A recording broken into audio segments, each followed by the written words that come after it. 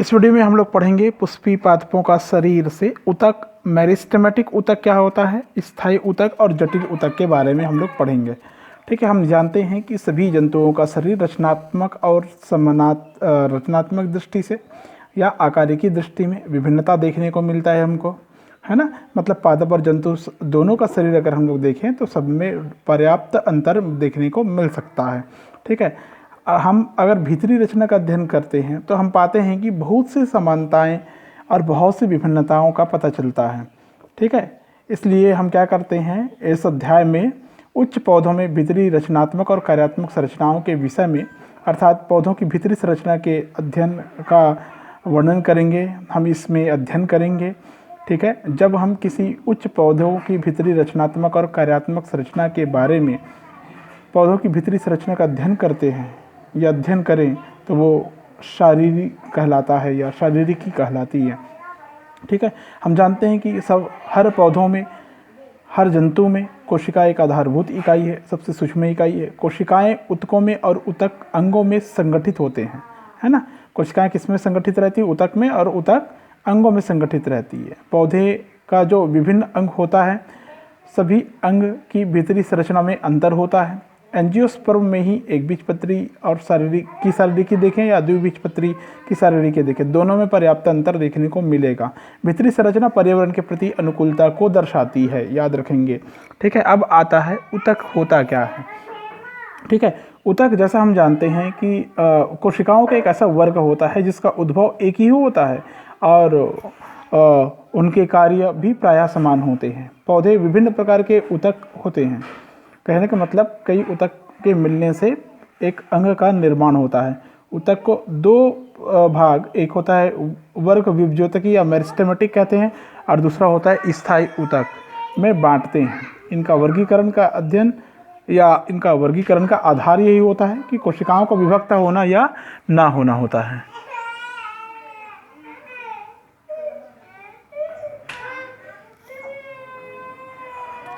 अब देखते हैं मेरिस्टेमेटिक ऊतक। मेरिस्टेमेटिक ऊतक कहने का मतलब होता है विभज्योतकी ऊतक। प्रविभाजी ऊतक को मेरिस्टेमेटिक ऊतक कहते हैं। पौधों की वृद्धि मुख्यतः एक सक्रिय कोशिका विभाजन वाले विशिष्ट क्षेत्र तक ही सीमित रहती है। ठीक है, उन क्षेत्रों को हम मेरिस्टेम कहते हैं। ये ग्रीक वर्ड मेरिस्टो से बना हुआ है, जिसका अर्थ होता है डिवाइड या विभाजित। ठीक है ना। पौधों में विभिन्न प्रकार के मेरिस्टेम होते हैं, जो मेरिस्टेम मूल और तने के शीर्ष पर होते हैं। कहने का मतलब जो विभाजन करने वाले विशिष्ट क्षेत्र होते हैं जिसके कारण वो लंबाई चौड़ाई में वृद्धि होती है, वो मूल और तने के शीर्ष पर होता है। प्राणी ऊतक बनाते हैं, ठीक है, प्राथमिक ऊतक बनाते हैं, उन्हें शीर्ष मेरिस्टेम कहते हैं। जो प्राथमिक ऊतक बनाते हैं उसको शीर्ष मेरिस्टेम कहते हैं। ठीक है, मूल शीर्षस्थ मेरिस्टेम मूल की चोटी पर, जड़ की चोटी पर आप देख सकते हैं, एक डायग्राम आपको दिखाई दे रहा होगा। इसमें इसकी चोटी पर मूल गोप दिखा हुआ है, यहाँ पर मूल शीर्ष मेरिस्टेम दिखाई दे रहा है। ठीक है ना। तने की शीर्षस्थ मेरिस्टेम तने की चोटी पर आपको दिखाई देगी। यहाँ पर देखिए मेरिस्टेमेटिक क्षेत्र दिखाई दे रहा है तने के शीर्ष पर। ठीक है, कहने का मतलब ये है कि चाहे पत्ती के बनने हो, चाहे तने की लंबाई में बढ़ने वाला हो, तो उन सब स्थिति में वहाँ पर जो कोशिका का समूह होगा वो होगा मेरिस्टेम, विभज्योतक के विभाजन करने वाली कोशिका, जिसके कारण उसकी लंबाई में वृद्धि होती है। ठीक है, तना में कुछ संरचना ऐसी मिलती है आपको कि लंबाई के समय कुछ कोशिकाएं प्ररोह शीर्षस्थ मेरिस्टेम के पीछे छूट जाती है, उनको कक्षीय कलिकाएं कहेंगे। मतलब जहाँ से पत्तियाँ निकलती हैं तो ये कक्षीय कलिकाएं होती है, वृद्धि के समय कुछ छूट जाती हैं तो कक्षीय कलिकाएं कहलाती है। ठीक है, समझ में आ गया। ये कलिकाएं जो होती है पत्तियों के कक्षा में स्थित होती है। कलिकाओं से शाखा फूल बनते हैं। जब मेरिस्टेम स्थायी ऊतकों के बीच होता है तब उसे अंतर्वेशी कहते हैं। जब मेरिस्टेम स्थायी ऊतकों के बीच में होता है तब अंतर्वेशी मेरिस्टेम कहलाएगा। घास में होते हैं, शाकाहारी द्वारा खाए हुए भाग को पुनर्जीवित करने का काम करते हैं। तो शीर्षस्थ मेरिस्टेम और अंतर्वेशी मेरिस्टेम दोनों ही प्राथमिक मेरिस्टेम कहलाता है। ठीक है, समझ में आ गया होगा आपको। शीर्षस्थ मेरिस्टेम और अंतर्वेशी, शीर्षस्थ सबसे शीर्ष का क्षेत्र और दोनों के स्थायी ऊतक के बीच में है वो अंतर्वेशी मेरिस्टेम, ये प्राथमिक मेरिस्टेम कहलाएगा, क्योंकि प्राथमिक अवस्था में ही आ जाते हैं ये पौधे के। मेरिस्टेम जो बहुत से पौधों की मूल और प्ररोह के परिपक्व क्षेत्रों में होते हैं, विशेषता काष्ठी कक्ष बनाते हैं। प्राथमिक मेरिस्टेम के बाद जो ऊतक उत्पन्न होते हैं उनको द्वितीयक या पार्श्वी मेरिस्टेम के नाम से जाना गया है। ये सिलेंडराकार मेरिस्टेम हो सकते हैं। पॉलीकैम्बियम, अंतरा पॉलीकैम्बियम और कार्क कैम्बियम, पार्श्वी कैम्बियम इसके उदाहरण आते हैं। ठीक है, तो ये हो गया मेरिस्टेमेटिक ऊतक। अब बात करते हैं हम लोग कुछ स्थायी ऊतक के बारे में। स्थायी ऊतक की कोशिकाएं प्रायः और अधिक विभक्त नहीं होती, इसीलिए उसका नाम पड़ गया स्थायी। स्थायी ऊतक जिनसे कोशिका की रचना होती है, उनके कार्य एक समान होते हैं, उन्हें सरल ऊतक कहते हैं। स्थायी ऊतक जिनमें विभिन्न प्रकार की कोशिकाएं होती है, कार्य अलग अलग होती है, तो जटिल ऊतक कहलाता है। ठीक है, ऐसी सरल ऊतक की अगर बात करें तो जैसा भी हमने कहा कि केवल एक ही प्रकार की कोशिकाएं होती है, एक ही प्रकार की कार्य करती है, पैरेन्काइमा, कोलेनकाइमा और स्क्लेरेनकाइमा। पैरेन्काइमा, कोलेनकाइमा और स्क्लेरेनकाइमा। ठीक है, पैरेन्काइमा, कोलेनकाइमा और स्क्लेरेनकाइमा, 3 प्रकार की कोशिकाएं यहाँ पर आपको देखने को मिलेंगी सरल ऊतक के रूप में। यहाँ पर तीनों प्रकार की कोशिकाएं आपको दिखाई दे रही है। ये स्ट्रक्चर जो दिखाई दे रहा है जिसमें बीच बीच में अंतरकोशिकीय अवकाश पाया जा रहा है छोटा छोटा, ठीक है, ये पैरेन्काइमा की कोशिका है। और ये जो कोशिका दिखाई दे रही है आपको, ये कोलेनकाइमेट्स की कोशिका, देखिए षड्भुजाकार स्थिति में है लगभग ये।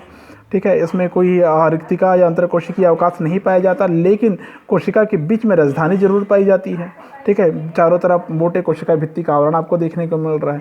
और तीसरा आपको दिखाई दे रहा है स्क्लेरेनकाइमा। देखो स्क्लेरेनकाइमा या स्क्लेरिड करके दिखाई दे रही है आपको, ऐसे मोटी मोटी इसमें क्या होती है, ऐसे लंबा, अगर स्क्लेरेनकाइमा की बात करें तो लंबी सक्रिय नलिका के रूप में होती है। ठीक है, इसमें कोशिकाओं की जो भित्ति होती है काफ़ी मोटी होती है, लिग्निन का जमाव रहता है। ठीक है ना। पैरेन्काइमा की बात करते हैं तो पैरेन्काइमा कैसे होता है, ये गोलाकार होता है, अंडाकार या बहुकोणीय लंबाकार हो सकता है, सेलुलोज की बनी हुई हो सकती है।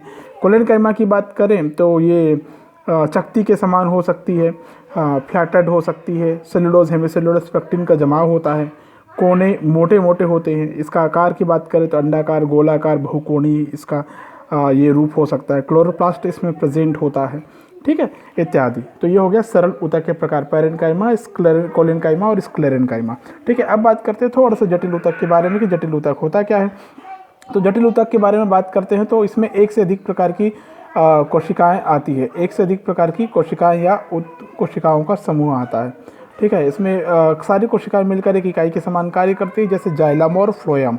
ठीक है, जाइलम और फ्लोएम एक ऐसी कोशिका है जो कि जटिल ऊतक में इसकी गिनती करते हैं। जाइलम का काम आप जानते हैं कि जड़ से पानी और खनिज लवण को तने और पत्तियों तक पहुंचाने का कार्य करती है, मतलब संवहन ऊतक के भांति काम करती है। 4 ऊतक का बना होता है ये, वाहिनिका, ट्रैकिड, वाहिका, जाइलम तंतु और जाइलम पैरेन्काइमा से मिलकर बनी हुई होती है। ठीक है, समझ में आ गया। अब एक एक की डिटेल भी आप पढ़ सकते हैं। वाहिनिका होती है, लंबी नलिकाकार कोशिका होती है, कोशिका भित्ति मोटी और लिग्निन का जमाव होता है। ठीक है, वाहिका की बात करें तो लंबी सिलिंड्राकार होती है, बहुत सी कोशिकाएं होती है जिनमें वाहिका अवयव होती है। ठीक है, ऐसी जाइलम तंतु की बात करें तो इसकी भित्ति मोटी होती भी, केंद्रीय गुहिका विलुप्त हो जाती है, पट्टी और अपट्टी दोनों हो सकती है। आखिरी में आता है जाइलम पैरेन्काइमा। ये जो जाइलम पैरेन्काइमा होती है, जाइलम पैरेन्काइमा कोशिकाएं जीवित होती है, इनकी भित्ति पतली और सेलुलोज की बनी हुई होती है, इसमें स्टार्च वगैरह का जमा हो सकता है। तो ये पूरी संरचना किसकी है, जाइलम की है।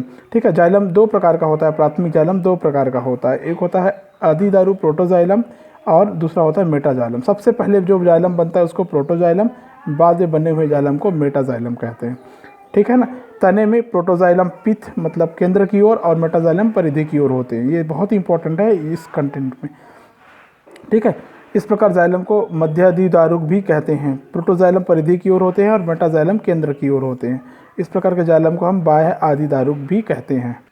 ठीक वैसे ही आता है फ्लोएम। फ्लोएम की बात करें तो फ्लोएम का काम है भोजन में बनी हुई पत्ती में बनी हुई भोजन को शरीर के विभिन्न भागों तक पहुंचाने का काम करती है।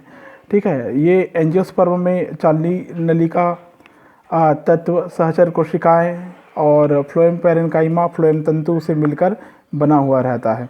ठीक है, जिम्नोस्पर्म में एल्बुमिनी कोशिकाएं होती है, चालनी नलिका सखी कोशिका बोल सकते हैं सहचर को, और जाइलम तत्व फ्लोएम की चालनी नलिका, सखी कोशिका, तत्व और फ्लोएम पैरेन्काइमा 4 प्रकार की कोशिकाओं से ये निर्मित होती है। फ्लोएम में भी ऐसे ही कंटेंट आता है कि जो फ्लोएम तंतु होता है पहले बने हुए फ्लोएम को प्राक फ्लोएम और बाद में बनने वाले फ्लोएम को जो कि बड़ी चालनी नलिका युक्त होती है उसको मेटाफ्लोएम के नाम से जानते हैं। पहले प्रोटोफ्लोएम पहले बनने वाले को, बाद की बनने वाले को मेटाफ्लोएम कहते हैं।